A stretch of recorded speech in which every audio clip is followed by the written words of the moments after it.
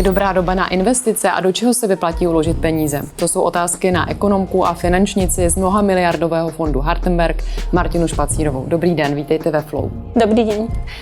Tak na úvod otázka, kterou jsem říkala, je vhodná doba na investice dnes a proč? Myslím si, že cenovky aktív sú teraz plus minus rozumné a preto je doba celkom vhodná. Keď si to porovnáme napríklad s obdobím pred 8 až 10 rokmi, kedy sa e-shopy, ak boli ziskové, predávali za 20-násobky EBITDA a ak ziskové neboli, tak sa predávali za násobky tržieb, tak dnešná doba je určite v tomto rozumnejšia. Vy jste zmínila e-shopy a pojďme zmínit nejznámější značky, které jsou spojené právě s Hartenbergem. Jsou to teda hlavně reprodukční kliniky Future Life, e-shopy jako Sportega, Ovečkárna, Uno, Astratex a potom taky třeba polský výrobce zdravé výživy Good Food. Napadá mě obecně investice do zdraví. Je teď trendem? Je to něco, co je odsouzeno k růstu, jak nám řekl třeba Dalibor Cicman, zakladatel z firmy Jim Beam? Ja si myslím, že áno, pretože úplne s pánom Cicmanom súhlasím, pretože dlho sa rozpráva o tom, ako si zvýšiť vek dožitia, ako sa dožiť čo najviac. Ale v posledných rokoch mám pocit, že sa stále viac a viac kladie dôraz na to, aby ten život bol nielen ako dlhý, ale aj dostatočne kvalitný. A cesta k tomuto je určite cez investície do zdravia. To znamená, ak ľudia sa viacej budú starať o svoje zdravie, tak tento segment by mal byť rozhodne rastúci. To je taky možná důvod, proč váš šéf, známý investor Josef Janov, investoval do sítě fitness center Next Move. Áno, určite. A zase Next Move je veľmi pekná firma, takže, ktorá ešte aj navyše je zisková, tak tam to asi bol no-brainer pri tej investícii. Pojďme okomentovat ty e-shopy, které jsou hodně spojeny právě s fondem Hartenberg. Segment e-shopů má za sebou tedy 2 roky poklesu, což byl pokles po dlouhé době na českém a slovenském trhu, potažmo za zhruba 20letou historii to byl nejvyšší pokles. Jak se to projevilo na trhu a co bude s e-shopy teď, nebo už se to nějakým způsobem jako vrací na nějakou růstovou trajektorii? Ten pokles bol samozrejme spôsobený hlavne tým, že počas covidu tie e-shopy až neprirodzene vyrástli. Neprirodzene rýchlo by som povedala. A potom tá poptávka spotrebiteľov bola schladená jednak vojnou na Ukrajine a potom ešte rastúcou infláciou, kedy spotrebitelia boli v takej neistote a začali obmedzovať svoje výdaje. A toto sa teda prejavilo poklesom tržieb e-shopov, ale tento pokles dopadol určite najviac na e-shopy, ktoré boli menšie, neboli ziskové a ktoré, dajme tomu, predávajú generické produkty alebo len ako keby prepredávajú to zboží. Menej sa to podľa mňa dotklo e-shopov, ktoré majú alebo firiem, ktoré majú vlastný produkt a ten ich primárny predajný kanál je vlastný e-shop. Takže jaké e-shopy mají podle vás teď šanci na tom trhu obstát? Když se podíváme do toho vašeho portfolia, my jsme se tady povídali před začátkem natáčení o ovečkárně, která má jasného vydefinovaného zákazníka, tak je tohle právě ten typ e-shopů, které obstojí v té konkurenci těch taky tržišť teď, které vidíme? Presne ako hovoríte, ideálne, ak tá firma má svoj vlastný produkt, ktorý je niečím unikátny a má ten svoj vlastný predajný kanál, teda e-shop. A tieto firmy sa väčšinou sústreďujú na jasne vymedzeného zákazníka, ktorý, dajme tomu, nejde úplne po najnižšej cene, ale ide po tom produkte. A tým pádom, ak si chce kúpiť daný produkt, tak potom už nezvykne porovnávať ceny naprieč 5 e-shopmi, ale jednoducho ide na ten jeden e-shop a tam si kúpi produkt, ktorý chce. Takže toto sú podľa mňa e-shopy, ktoré do budúcna majú šancu sa presadiť. Což platí tedy i o ovečkárně, kterou jste koupili od zlínského podnikatele Martina Bernátka. Daří sa? Áno, darí sa jej. Vidíme aj po minulý rok sme vlastne videli mierny pokles tržieb v prvom polroku, ale vlastne druhý polrok bol pre nás lepší a e-shopy naprieč našim portfóliom tento pokles dohnali a tento rok taktiež vidíme medziročný nárast. Jak ovlivňuje segment e-shopu to, co už jsme tady zmínili, to znamená fenomén těch asijských tržišť, typicky Temu s velmi agresivními reklamami, a které vlastně vyjíždí úplně všude na nás. Áno, presne. Temu, Trendyol aj Shein vidíme teraz všade okolo nás. Tieto spoločnosti sa snažia preraziť na náš trh agresívnym marketingom a veľmi nízkymi cenami, čo však z môjho pohľadu nie je dlhodobo udržateľné. Je v podstate otázkou času, dokedy im táto stratégia vydrží a z časti môžu získať nejakých zákazníkov, ale nemyslím si, že to budú verní zákazníci, ktorí by na tie e-shopy chodili kupovať aj po tom, čo treba zvýšia ceny alebo prestanú s tým agresívnym marketingom. Tam potom sa môže stať, že spotrebitelia veľmi rýchlo na tento e-shop zabudnú. Takže si myslíte, že to je krátkodobý trend a záležitost, která prostě jednou jí odzvoní? Myslím si, že to je krátkodobé, ale samozrejme na tie menšie e-shopy, ktoré nie sú ziskové, títo zahraniční hráči ako keby dopadajú výrazne a je možné, že veľa malých e-shopov neprežije. Posledný rok aj klesol počet e-shopov včera, čo sa predtým nedialo. Vy jste zmínila, že teda se ten trh s těmi e-shopy možná v úvozovkách vyčistí. Díky tady těm tržištím je to možná jako krok správným směrem, že ten trh se nějakým způsobem pročistí a že přežijou teda ty silnější hráči, kteří mají co nabídnout nějakou třeba přidanou hodnotu v tom zboží, které nabízejí. Ja si myslím, že áno, pretože vlastne na každom konkurenčnom trhu tí slabší hráči jedného dňa musia skončiť a sú pohltení treba s tými väčšími hráčmi. Takže tam vlastně ani nejde nad tím ďalej uvažovat. Jak jsme říkali už v úvodu, portfolio Hartenbergu je velmi široké, táhne se aktuálně od zdravotnictví přes nemovitosti až právě po zmíněné e-shopy, až třeba k opravnám letadel. Co máte přesně na starosti vy v Hartenbergu? Ja mám na starosti hlavne investície do nehnuteľností a akciové portfólio a taktiež súkromnú investíciu pana Janova Nextmove. Tak když to probereme postupně, tak nejdřív, jak se daří Hartenbergu obecně? Jaká je výkonnost Hartenbergu za poslední třeba rok? Za posledný rok Hartenberg dosiahol tržby okolo 700 miliónov eur, EBITDU potom skoro 90 miliónov eur. Medziročný nárast sme mali zhruba 10%, rastieme buď organicky alebo akvizíciami. Myslím si, že my sme spokojní. Takže se vám daří. A když se zastavíme u těch nemovitostí, což je teda jeden ze segmentů, které vy máte na starosti, proč jste začali jako Hartenberg investovat do nemovitostí a jak je vybíráte? Jakým způsobem to probíhá ten výběr? Chceli sme nejakým spôsobom diverzifikovať naše portfólio a trošku ho zabezpečiť voči riziku, keďže ak kúpite za dobrú cenu pozemok, tak tam máte akúsi downside protection potom. My do nehnuteľností investujeme tak, že spolupracujeme vlastne s 3 developermi. V súčasnosti to je IRD a Iconix, čo sú českí developeri, a potom slovenský developer Corvin. Nehnuteľnosti si vyberáme tak, že niektorí z developerov prídu za nami s tým, že na trhu je pozemok, ktorý je na predaj. Oni už majú namyslené, koľko by sa tam dalo postaviť bytov, aká cena by sa za to oplatila dať. A my vlastne si robíme vlastný finančný model, tieto predpoklady do určitej miery challengeujeme a na základe toho sme schopní sa rozhodnúť, či do toho projektu ísť alebo nie. Zároveň však snažíme sa vyberať si projekty, ktoré nemajú ešte stavebné povolenie, pretože chceme ako keby ovplyvňovať čo najviac vizuál toho projektu, pretože chceme stavať byty, v ktorých by sme radi bývali aj my, alebo stavať kancelárie, v ktorých by sme radi pracovali. A snažíme sa nejakým spôsobom pozitívne pozdvihnúť tú lokalitu, v ktorej budeme stavať, aby sme zlepšili život akoby súčasnej aj budúcej generácii. A které projekty vám třeba patří teď, když nám řeknete něco konkrétního? Tak napríklad v Prahe sme akurát dostávali projekt z IRD Císařka, alebo Císařská Vinice. Potom máme ďalšie 4 projekty v Prahe, ktoré ešte nie sú vo výstavbe, ale čo sa týka lokalít, sú to Vysočany, Barandov a Anděl.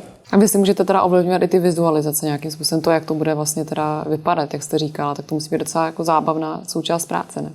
Myslím si, že toto je veľmi zábavná časť tej práce, pretože vždy architekta vyberáme spolu s developerom. Takže robíme si architektonickú súťaž, máme tam potom tie 3-4 návrhy a v podstate hlasujeme.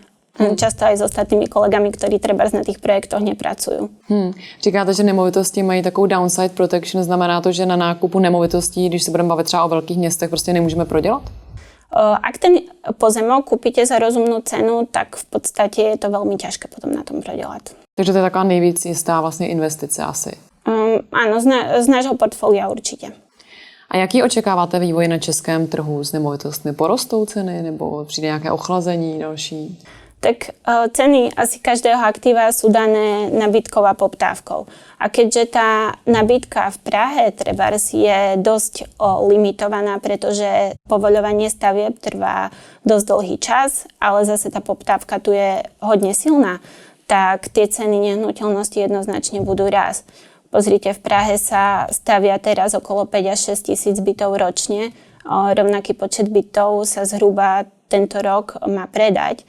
Takže tam nie je priestor na to, aby tie ceny klesali. Takže očekáváte stejný růst, jako jsme zaznamenali doposud, že ty ceny vlastně už, kolikrát se říká, že jsou vyhnané už na maximum, že už to prostě nepůjde dál, tak... Tak asi ten rast nebude taký agresívny ako v posledných 10 rokoch, ale nevidím dôvod, prečo by tie ceny nehnuteľnosti nemali rásť ďalej. Nicméně akcie jsou určitě nejlepší dlouhodobou investicí. Podle vás, jestli to obecně říká, je to teda lepší uložit peníze do akcí než do nemovitostí, když byste to takhle srovnala v té obecné rovině a pak se budeme bavit o Hartenbergu? Asi záleží na situácii. Keď sa trebárs bavíme o individuálnom investorovi, ktorý má zabezpečené vlastné bývanie a rozhoduje sa, kde vložiť voľné peňažné prostriedky, tak podľa mňa v tej situácii je lepšie investovať do akcií než do nehnuteľností, ale stále záleží od toho, čo ten investor vlastne hľadá. A proč vy ste ako Hartenberg začali investovať do akcií? Videli sme príležitosť v tom pocovidovom období, pretože ceny akcií tam výrazne klesli a zároveň kolegovia v tej dobe už investovali do akcií niekoľko, dajme tomu 10 rokov, takže by bolo škoda tieto skúsenosti nezúročiť. No a jak probíhá investiční proces v Hartenbergu? My na tom projekte pracujeme vlastne 4.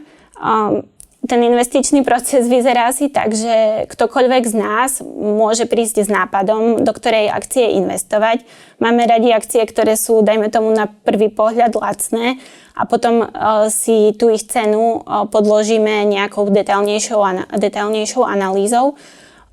Pozeráme sa samozrejme aj na predpovede analytikov, ale tie sa nedajú preberať bez ďalšieho challengeovania alebo bez ďalšej analýzy.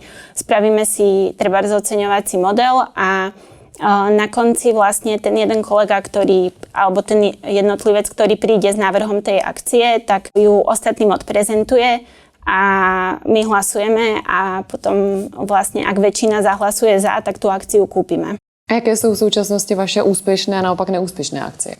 Tak najúspešnejšia akcia je pre nás Meta.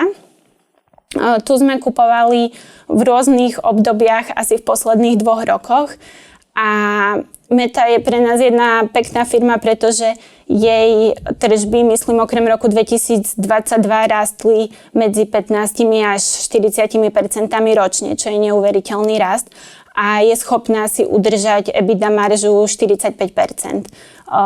Keď sme videli takúto akciu, ktorá sa obchodovala za 10-násobok EBITDA, tak sme ju nemohli nekúpiť. Pojďme se obecně bavit o tom, jak sestavit investiční portfolio, jak ho vlastně správně diverzifikovat. Je to taková trochu věda? Vyžaduje to asi hodně zkušeností. Áno. Je dôležité si na začiatok zadefinovať, aké aktíva v tom portfóliu alebo aké triedy aktív do toho portfólia budeme dávať. Tak obecne to môžu byť akcie, dlhopisy, nehnuteľnosti, deriváty, nejaká hotovosť alebo alternatívne investície. A potom je dôležité si povedať, aký typ investora vlastne ide investovať, koľko má prostriedkov, ako je rizikovo averzný, koľko má času na to, aby si mohol rebalancovať to portfólio, aký veľký objem prostriedkov chce investovať. Takže na základe tohto sa potom treba rozhodnúť, čo je pre ňoho vhodné. Ja by som si dovolila parafrazovať pána Gladiša, ktorý je významným českým investorom a zakladateľom fondu Vltava. Tak akcie sú dlhodobo najvýnosnejšia investícia, sú spojené s relatívne nízkym rizikom a sú veľmi likvidné. A navyše pre fyzické osoby je pri akciách daňové zvýhodnenie. Takže za mňa určite najlepšia investícia sú akcie. A co dluhopisy jsou dobrou investicí a termínované vklady třeba?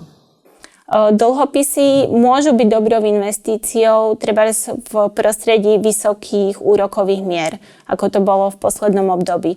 Dali sa nájsť korporátne dlhopisy relatívne etablovaných stálych firiem tu v Čechách alebo na Slovensku, ktoré prinášajú výnos 8 až 9%, čo je podľa mňa veľmi, veľmi výhodný výnos. Čo sa týka terminovaných vkladov alebo nejakých sporiacich účtov, tak ja to vidím skôr ako odloženie peňazí na krátkodobejší horizont a potom tie peniaze sa buď dajú do spotreby alebo použijú niekde inde v nejakej lepšej investícii. Ale dlhodobo sporiť si na terminovaných vkladoch podľa mňa nedáva zmysel. Říkala jste, že investice do akcí je taková nejvíc vlastně bezpečná a nejvíc výnosná. A které investice jsou třeba nejvíc rizikové, do čeho vy se třeba nepouštíte nebo nebudete pouštět v nejbližší době v Hartenbergu? Určite startupy. Tam je to hop alebo trop v podstate, lebo väčšina tých startupov skončí na tom, že nemá dostatok hotovosti, negenerujú cash. A tie startupy, ktoré prežijú, samozrejme vedia krásne zarábať, ale to je zlomok všetkých startupov, ktoré vznikajú. Takže do toho sa určite v budúcnosti nebudeme púšťať. A co třeba krypto, hodně skloňované téma, nebo umění? A to by vás nelákalo? Já jsem mluvila třeba s Anou Pulkertovou, bývalou vlastně šéfkou Magnus Art Gallery v JNT bance, a ta říkala, že umění a správná investice do umění dokáže vlastně odolat v každém případě inflaci. Áno, s týmto súhlasím, ale zároveň nás v Hartenbergu je docela málo, máme dosť úzky tím a nemáme nejakého špecialistu na umenie, takže do tohto sa asi tiež nebudeme púšťať. Takže umění ani krypto ne? Krypto nie. A jak a do čeho investujete vy sama? Ja som kedysi dostala veľmi dobrú radu od môjho súčasného šéfa, a to zabezpečiť si vlastné bývanie predtým, než začnem nejak agresívnejšie investovať do čohokoľvek iného. Takže tým som sa aj riadila, mám zabezpečené vlastné bývanie, takže to je časť mojich investícií a ostatné voľné prostriedky investujem do akcií. A ako som spomínala, využila som minulý rok pekné výnosy dlhopisov, takže mám časť portfólia aj v dlhopisoch. A diverzifikujete ho nějak portfolio? Nebo máte teda jenom tady tyhle, máte jenom akcie a dluhopisy, jak jste říkala? Mám iba tieto dve triedy aktív, ale v rámci akcií samozrejme to mám nejak diverzifikované. A myslíte si, že zabezpečit bydlení znamená to teda, že by člověk měl začít investovat až potom, co třeba splatí jako velkou část hypotéky? Nebo jak zní ta obecná rada třeba? Pokud má vlastní bydlení. Nebo jak to vlastně číst, tady tu radu vašeho šéfa, zabezpečte si bydlení? Obecne ešte by som spravila krok späť. Ak niekto nemá dostatok equity na vlastné bývanie, tak ja by som tieto peniaze investovala určite do vzdelania. A potom v ďalšom kroku, ak už mám nejakú ekvitu na bývanie a samozrejme za použitie aj hypotéky, ja mám takisto hypotéku, si zabezpečiť to vlastné bývanie. A potom, keď mám nejaké ďalšie voľné prostriedky, tak samozrejme nie je nutné splácať hypotéku, hlavne keď je trebárs priaznivo úročená a viem, že na tých investovaných peniazoch trebárs viem dosiahnuť vyšší výnos, než je úročenie mojej hypotéky, tak v tomto prípade nedáva zmysel splácať hypotéku. Obecně ženy investují v Česku, patrně i na Slovensku, mnohem méně než muži. Podle statistik ACAT, Asociace pro kapitálový trh, jenom 1% žen o sobě tvrdí, že jsou dobré investorky, naopak 8% mužů tvrdí, že jsou velmi dobří investoři. A tohle to je číslo, které jsem si zapamatovala, ale ta statistika je docela zajímavá, ten výzkum. A zajímalo by mě to, mění se to nějak? Investují ženy více podle vašeho pozorování? Ja si myslím, že hlavne na základe mojej bubliny áno, ale určite mladšie generácie investujú viac než tie staršie, čo sa týka žien. A jsou ženy v něčem lepší investorky než muži? Zvažují třeba více ty investice? Nebo jsou odlišné, co se týká investování? Odlišné sú podľa mňa možno ženy v tom, že nie sú tak agresívne pri tých investíciách A treba aspoň z mojej skúsenosti, ja viem o sebe, že som viac pasívna investorka v tom, že ak si zanalizujem a vyberiem nejakú akciu, tak ju držím dlhšie.